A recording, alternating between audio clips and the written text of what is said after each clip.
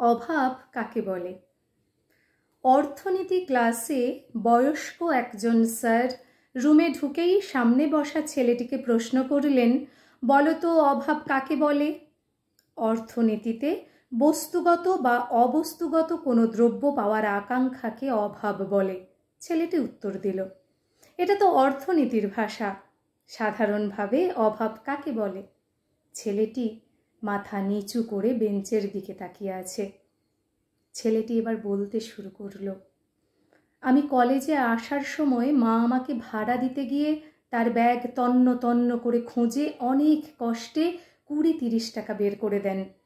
আর আমি বাড়ি থেকে বের হয়ে 5-7 মিনিট পর বাড়িতে ফিরে ভাড়ার টাকাটা মাকে দিয়ে বলি, মা আজ কলেজে ক্লাস হবে না।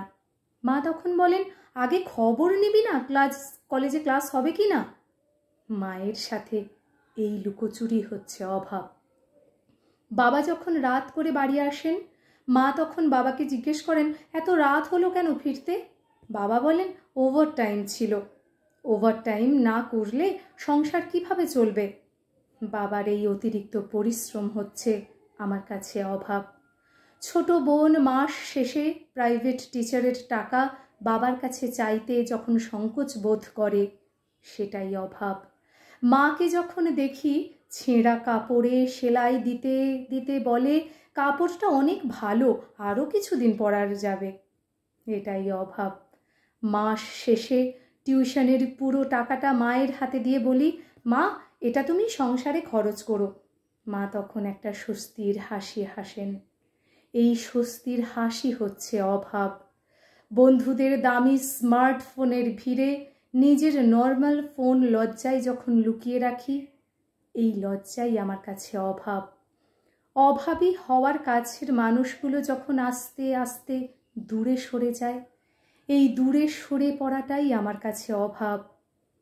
পুরো ক্লাসের সবাই দাঁড়িয়ে গেল, অনেকের চোখে জল। স্যারও চোখের জল মুছতে মুছতে ছেলেটিকে কাছে টেনে নিলেন। বস্তুত আমাদের সহপাঠীদের মধ্যে এমন অনেকেই আছে যারা কয়েক মাস অপেক্ষা করেও বাড়ি থেকে সামান্য টাকা পায় না। সব দুঃখ কষ্টকে আড়াল করে হাসি মুখে দিনের পর দিন পার করে দেয় খেয়ে না খেয়ে। তাদের হাসির আড়ালে লুকিয়ে থাকা কষ্টটুকু বোঝার সুযোগ হয়তো আমাদের হয়ে ওঠে না। এটাই বাস্তব। ধন্যবাদ।